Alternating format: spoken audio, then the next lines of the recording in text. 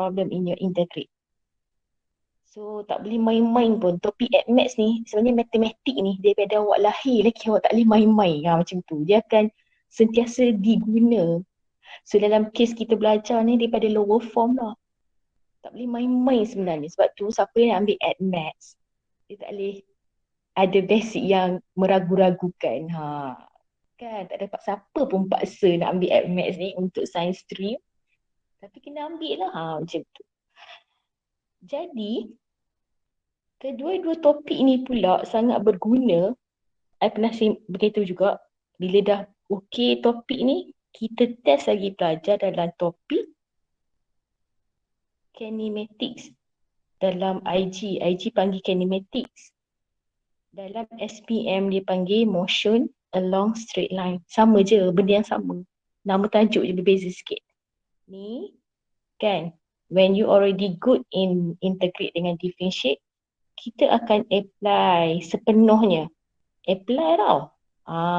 Bukan nak belajar lagi tak. Apply sepenuhnya dalam topik kinematics. Dalam IG lah. IG panggil kinematics. Dalam SPM dia panggil motion along straight line. Sama je. Okay, motion along straight line ni dalam fizik pun ada ni. Dalam fizik pun ada.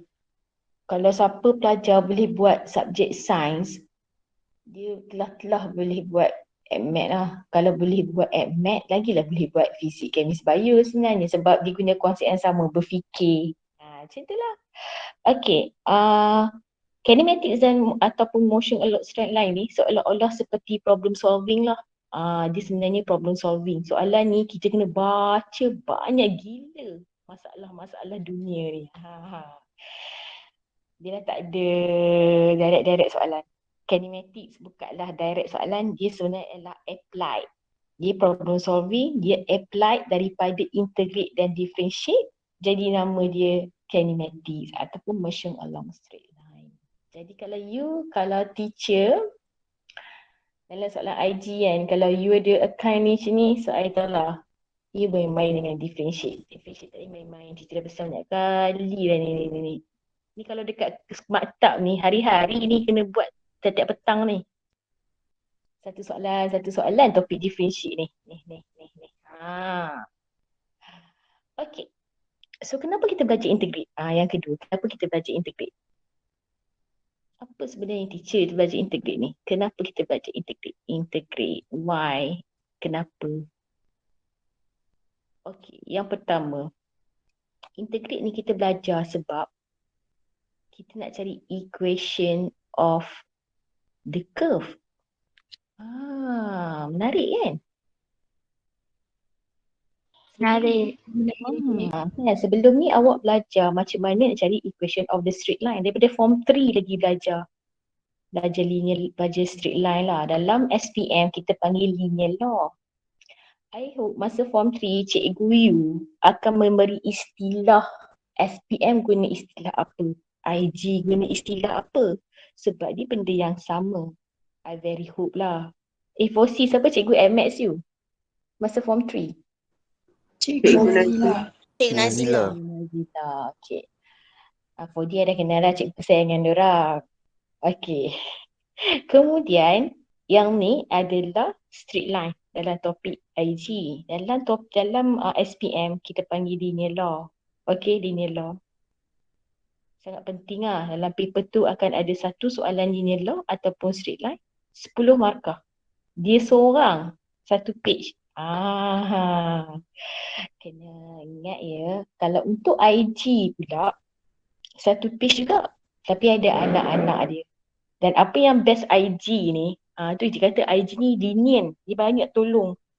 Dia dah bagi untuk IG CSE, bagi topik straight line, masuk sekejap lah kan. Dia dah bagi paper graph yang dah ada drawn everything. Dia draw siap-siap untuk awak, everything. Dan draw exist, dia. Tak boleh score kat tak tahulah. Okay, yang ni pun awak dah belajar masa form 3. Okay.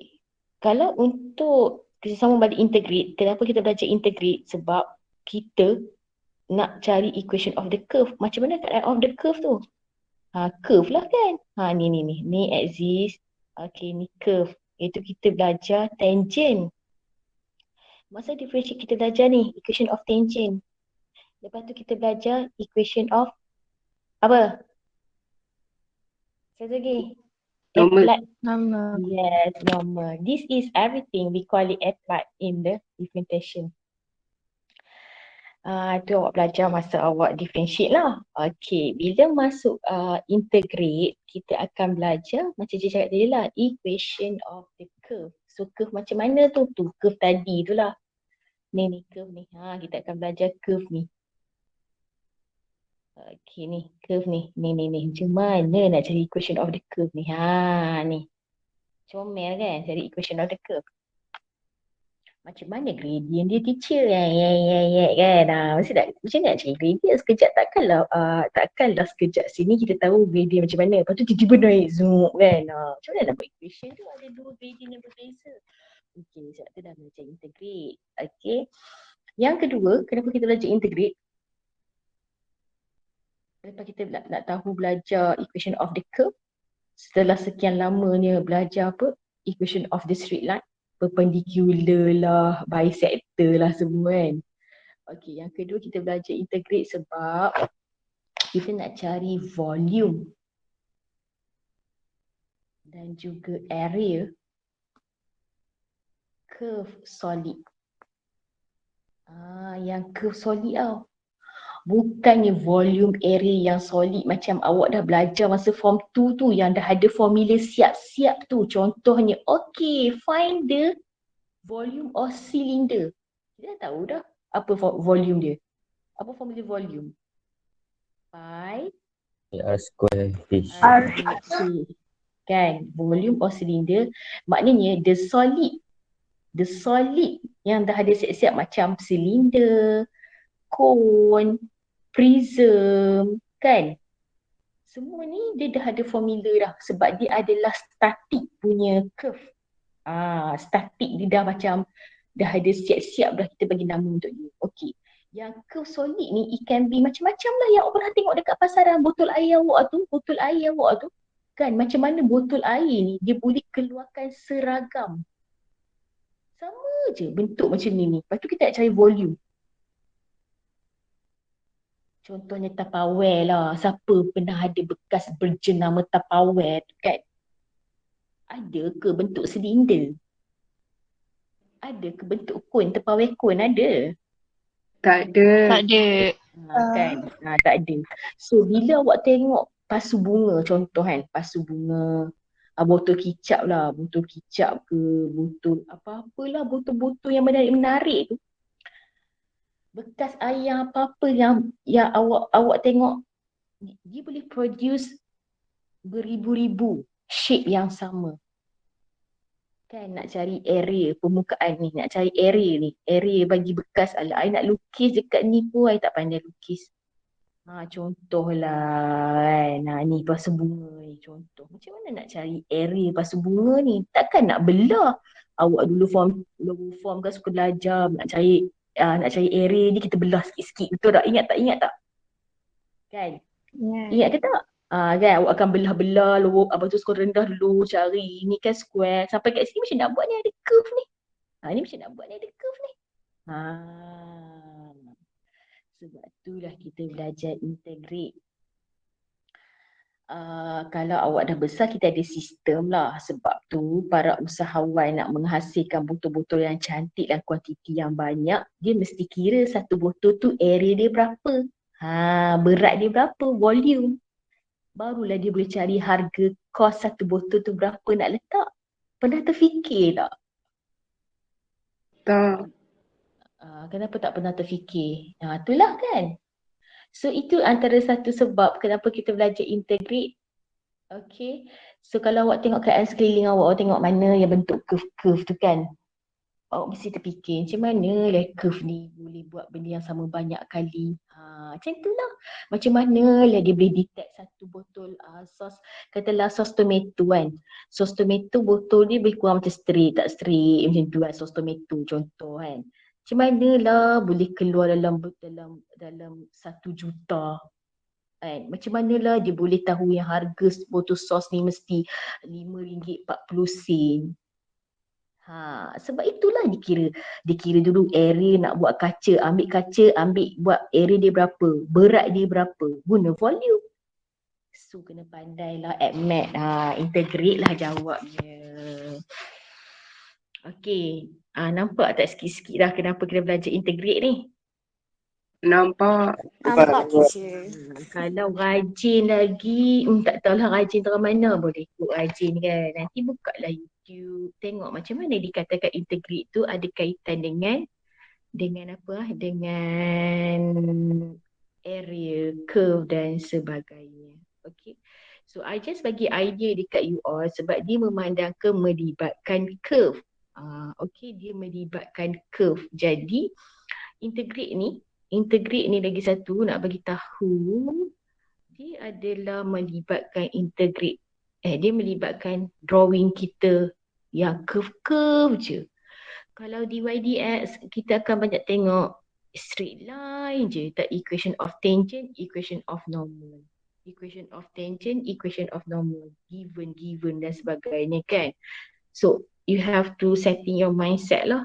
Kalau macam soalan integrate ataupun problem yang kita akan belajar integrate, dia akan libatkan curve lah. Contoh kenapa boleh dikatakan area dan volume kat sini. Okay, contohnya ni awak punya curve.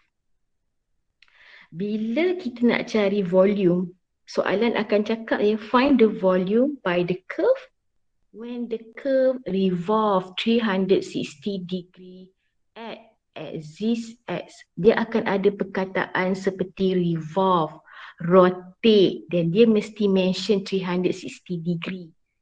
Mesti. Teacher ulang ya, mesti. Kenapa? Sebab kalau kita dia tak maklumkan sedemikian rupa dalam soalan, dia tidak akan menghasilkan solid. So dia akan pusing 360 darjah ni. Pusing. So bila dia pusing, dia akan ada satu lagi curve yang menyebabkan bila dia pusing 300 darjah maka terbentuklah solid. Nampak tak macam pasu bunga sikit? Nampak. Nampak. Tapi benda ni Nampak. berlaku. Okay, good. Benda ni berlaku sebab bila ayat tu kata revolve 360 degree. You can look a lot of word. Kalau dalam IG, dia guna satu ayat tu revolve lah. Dua ayat, dua words tu dalam IG. Tapi dalam SPM, sebab tu Cik suruh awak study buku SPM. Kalau awak study SPM, awak dah cover satu dunia punya topik. SPM is dia lagi mendalam dah macam tu lah nak beritahu. Tapi tak apalah kan. Awak baca, awak lagi tambah pengetahuan.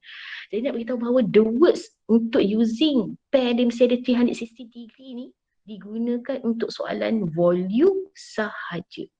Kalau dia tak cakap 360 degree, maka curve ni tidak sah dikatakan sebagai solid. So bila dia guna 360, so benda tu berpusing 360 darjah. Pusing. Baru nampak solid dekat situ.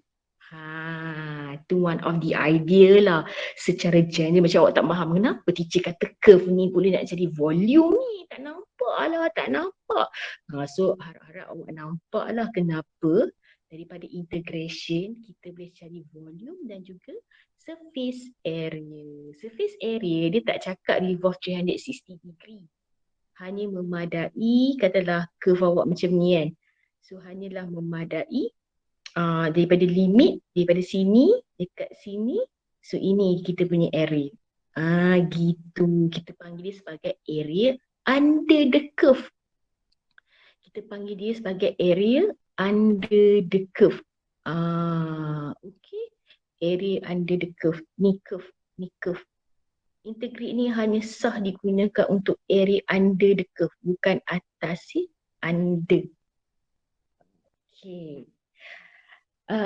Awak terfikir tak macam mana dia punya intro nak bagi faham ni kan, nak bagi nampak kenapa belajar integrate ni kan? Punyalah. Okay. Kalau untuk segitiga, awak rasa-rasa lah kan. Okay. I letak segitiga kat sini kan. Letak segitiga. Okay. Alright, so I put segitiga here. No, I don't want to put here. I nak letak dekat axis X. Okay. Tak nak. I nak letak kat axis Y lah. Okay, axis Y. Alright. Awak nak cari volume. Awak tahu tak bila dia putar 360 darjah, awak rasa-rasa kita akan dapat bentuk apa? Kon. Ya, koin. Bila awak putar, dia ke sini juga, dia akan dapat bentuk koin. Pandai pun. Kalau dekat sini awak kena guna formula asal lah. Kalau sekiranya tiba-tiba soalan tu nak treat dan dia bagi kat awak tak ada curve langsung, guna straight line. Kat sini awak jangan guna integrate pula. Panjanglah cerita awak. Integrate ni hanya guna secara tepat dan detail untuk curve sahaja. Untuk line yang bengkang-bengkok sahaja di atas kata satah Cartesian. Okey, kalau macam ni awak nampak, awak pun nampak, kalau dia bagi segitiga sahaja, contoh let's say kan, segitiga je dia bagi, dia tak bagi sebelah ni, so awak nampak lah dia adalah sebenarnya cone bila revolve 360 degree. Okey, faham secara general. I terang general sekali barulah masuk first subtopic basic nak integrate tu macam mana. Do you understand? Do you have any question, people? Teacher, Ada soalan? teacher, Ya? kan teacher kata untuk curve kita akan integrate. Kalau yang macam triangle teacher kasih tu macam mana nak solve? So you kena guna formula lah. You kena detect. Kalau cone ni, awak akan nampak bentuk cone kan? Cone formula dia 1/3 pi r squared h. Betul tak? Betul teacher. Okay, so you have to detect by yourself. You have to detect mana tinggi dia. Sini yang tinggi dia. Mana radius sini. Gitu. So you kena masuk topik yang melibatkan, kalau point ni tak jumpa, kalau point ni tak jumpa, awak dah belajar simultaneous equation kan? Awak dah belajar system equation kan, betul tak? Betul. So awak kena relate. Banyak topik yang relate. Sekejap lagi teacher akan tahu yang awak kena standby. Which is kadang-kadang koordinat tak diberi. So you have to find the coordinate. Okay. Tapi jarang-jarang lah keluar macam ni. Kalau dia ada keluar macam ni pun dia combine dengan curve. Contoh macam ni. Dia combine dengan curve. Tiba-tiba dia suruh cari luas ni je. Ataupun volume ni je. Contoh. Waktu tu kena lagi banyak fikir lah. Tak apalah, tak sampai ke tahap tu lagi dulu. Okay. Alright. Faham tak? Thank you teacher. Okay. So kalau macam nak bagi tahu yang apa nama, you have to join topik yang geometri koordinat tak belajar lagi kan? Tapi awak belajar koordinat dia kan masa form 2. Tengok teacher kena buka balik topik form 1, form 2, form 3 kan. So topik yang membantu awak dengan banyaknya ialah selain pada differentiate ni memang bantulah. Adalah topik simultaneous equation lah. Sebab kadang-kadang dia bagi ke awak curve. Dia tak bagi point. Point sangat pentingnya dalam integration. Tu kegunaannya. Simultaneous equation di apply sebab nak cari mostly help to find coordinate on the curve. I hope you all cantik. Buku nota cantik semua orang kan? You all? Ya. Ada. Balik maktab nanti. Benda pertama, anak orang-orang tertentu buku nota. Tak buat. Okay. So ada soalan sebelum kita pergi basic ataupun apakah? Macam mana nak integrate? Ada soalan? Lagi 2 minit lagi. Dia. Tak ada Teacher tunjuk dulu basic dia. Konsep integrate.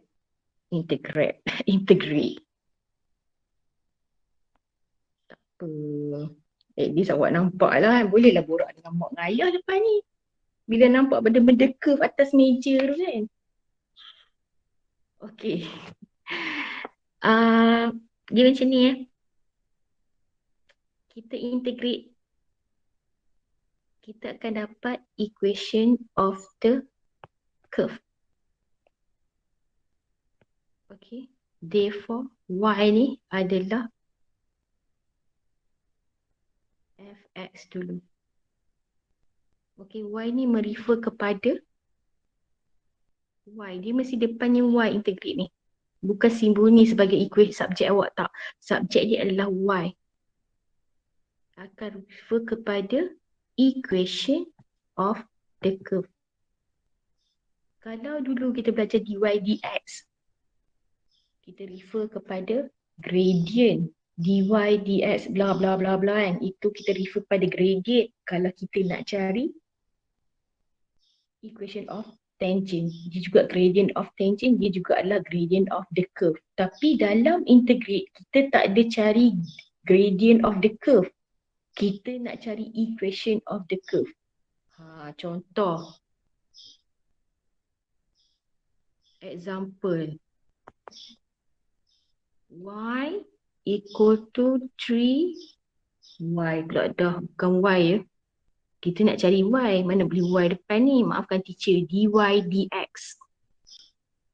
Given dy dx equal to 3x squared plus 4x. Therefore, equation of the curve dia adalah, ni adalah, awak kena ingat dy dx ni kita belajar, dia adalah gradient of tangent. Dan dia juga adalah gradient of the curve. Okay, dah 9:30 dah. Kejap. Masa apa sekarang? Sekejap Masa apa? Bye. Okay. Cikgu awak dah panggil dah ke? 3. Kalau differentiate, kalau integrate, kuasa dia bertambah, kita akan tengok X. Mula awak tengok X dulu. Okay, tengok X. Dia tak ada apa-apa. Tengok X, nombor ni biar. Tak ada kena-mena pun nombor ni. Tengok X, mula-mula dia kuasa 3 kan? Okay, awak tengok mula-mula dia kuasa 3. Dia kuasa 2. So dia akan jadi kuasa 3. Kalau integrate, kuasa bertambah. Power bertambah. Kalau integrate, kalau differentiate, power berkurang kan? Hello? Betul. Kalau integrate, kuasa bertambah dan kita bahagi dengan kuasa yang baru. Okay, tak apa. I terang ni dulu. Sikit je. Dah. Habis kelas dah ni. Tak baik. Cikgu nak tunggu. Okay, plus 4 bracket. Kita tengok X. X kita ni kuasa 1. Jadi dia akan jadi X kuasa 2 bahagi 2. So yang mana boleh simplify, akan simplify lah. Hanya boleh simplify. Ni pun boleh simplify. So jawapan kita adalah X kuasa 3. So awak akan jawab therefore y equal to x power of 3 plus 2x power of what? 2. Okay, power of 2. Maknanya kesimpulan dia y nak integrate kalau ada x power of n, maka kita akan dapat y. Nak hilang je cacing ni cacing baik hati lah kita panggil. Hilang je cacing ni, hilang. Tak ada. Bila n tu dah mula bertambah 1, kita bahagi dengan n tambah 1.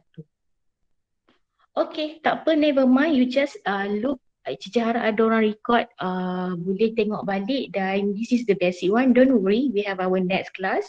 Yang penting awak tahu kenapa belajar integrate dan apa kaitan dia. Cici akan bagi 1-2 soalan sahaja yang basic untuk punya pemahaman 15 minit ni. So, see you. Assalamualaikum. Tutup dengan tasbih kifarah dan suratul as.